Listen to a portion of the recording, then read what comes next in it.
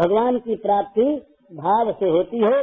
किसी वस्तु से इसमें आपत्ति भी नहीं आती और किसी वस्तु से इसमें कोई खास सीधी सहायता मिल जाए ऐसी बात भी नहीं। हम यदि जिंदर नाम ही जपे, एक नाम से भगवान उद्धार कर दे तो कोई संदेह नहीं, परंतु नाम को जिंदर देश से चले जाएं, जिंदर देश से चले जाएं नाम को। एक रहा एक महात्मा थे, तो उन महात्मा के पास एक सज्जन जाया करते। तो नाम महिमा का प्रसंग होता है, बड़ा सुंदर भाव देखने का।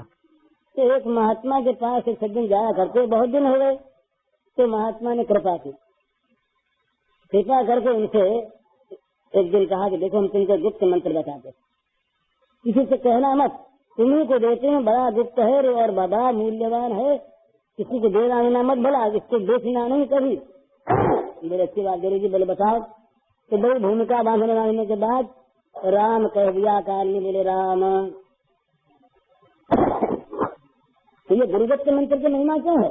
दीक्षित मंत्र की यदि ठीक ठीक वो मंत्र हो और ठीक ठीक अगर वो देने वाले तो वो अज्ञान का अपहरण करने वाले गुरु हैं, तो मंत्र कैसा हो इससे लाभ होता है।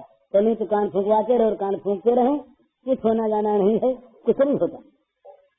तो राम कह दिया तो वो गया, बाहर निकला, वो मंत्र मिल गया। अब लोग आ रहे थे गंगा नहा करके, जहाँ का सब राम राम राम राम करें, तो संदेह हो गया मन में कि गुरु जी ने कहा गुप्त मंत्र और ये तो गुप्त है नहीं, सभी लोग जानते हैं, इसमें कौन बड़ी बात है। अरे हम भी राम राम तो घर में बोला करते थे, क्या मंत्र बताया। तो गुरु जी के पास गया, बोले गुरु जी तो सब जानते हैं इसको महाराज जी, और इसमें कोई आपने कहा बेचना नहीं, बताना, इनको समझे नहीं इस बात को, मामूली चीज। बोले सब इनको फिर बताएंगे, पहले हमारा काम करेंगे। सिद्ध पुरुष थे तो एक कोई चीज निकाल के, चमकीली चीज कोई गोल गोल पत्थर बड़ा चमकता हुआ, बड़ा आभा वाला, तेज वाला, निकाल कर दिया, बच्चा भैया इसको ले जाओ और इसको ले जा करके बाजार में इसकी कीमत करवा चलाओ, बेचना नहीं, कुटवा चलाओ, ये इसकी अधिक से अधिक क्या कीमत है, चला वो ले करके। तो सबसे पहले गया तो एक सब्जी बेचने वाली मालूम बैठी थी, वो आगे बैठी, उसके पास गया, जाके बोला बोले ये नैया, ये हमारे पास ये पत्थर चमकीला है, तुम लोगी? उसने कहा हाँ ले लेंगे। तो कहा क्या दोगे? से सोचा कि ये बड़ा चमकीला सा पत्थर बढ़िया गोली है, बच्चे खेलेंगे और आनंद करेंगे। तो बोले भाई हमारे पास साग है, साग से 200 तुम ले जाओ। तो उसने कहा अच्छी बात है, तुमने इसके बदले में साग देना स्वीकार किया, तो मैं जरा घूम के आता हूँ पीछे। आगे गया तो वो किसी पसारी की दुकान पर पहुंचा, ये साधारण चीजें बेचने वाला, उनके पास गया, जाके बोला कि इसकी क्या कीमत, तुम लोग बना ले लेंगे। तो उसने भी देखा है बड़ा सुंदर, बेचारे के साथ इसके भी हो जाए, कहीं कोई आ जाए, चमकीला है। तो कहा क्या दोगे? बोले ये मसाला है, नॉन मिर्च है, ये तुम ले जाओ 2-4-5 दिन के लिए, ₹2 का। देखा ये मूल्य तो बढ़ रहा है, 2 से सब्जी के बाद ये तो ₹2 आगे बढ़ा।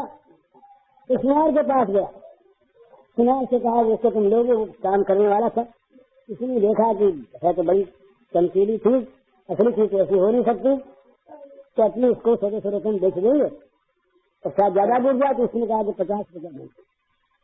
अब कहाँ 2 कहाँ 60-50 हो गए, आगे बढ़ेंगे। ये किसी एक व्यापारी के पास गया, उसने देखा कि भाई ये हीरा तो इतना बड़ा और इतना अच्छा कहीं मिलता ही नहीं है, संभव चीज है, ये कोई सुखरा दिखरा है, गोल तराशा हुआ, इतना चमकीला बड़ा अच्छा, तो कोई धनी इसको ले जाएगा और अपने घर में रख लेंगे। अरे पैसे वाला आदमी अगर क्या चीजें पहन ले तो लोग कहेंगे हीरा पहने, और गरीब आदमी को हीरा पहन ले तो कहेंगे कि हीरा कहाँ से आया इसके पास।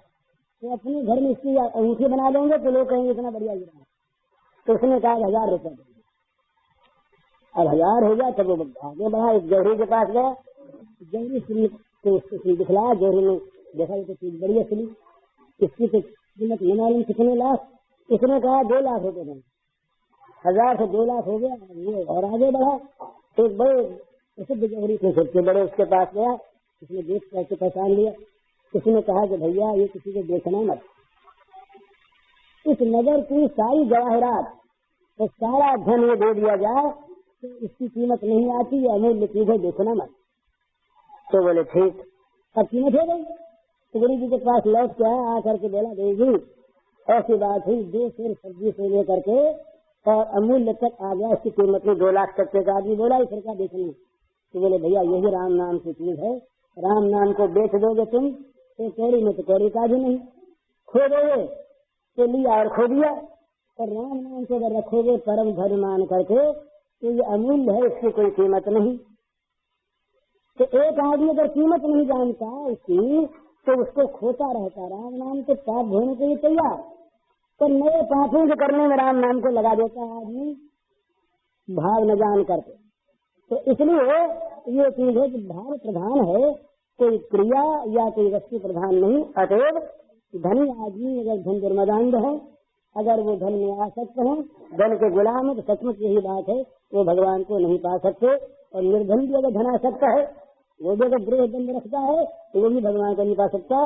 न तो निर्धनता भगवान को प्राप्त करने का साधन और न धन भगवान को प्राप्त करने का साधन। निर्धनता में जैसे अभिमान न होने की गुंजाइश रहती है, तो ऐसे ही धन के द्वारा गरीबों की सेवा की भी गुंजाइश रहती है। अच्छापन इसमें भी, अच्छापन उसमें भी, अच्छेपन को देखे, बुरेपन का त्याग करे, भाव बढ़ावे तो भगवान की प्राप्ति है।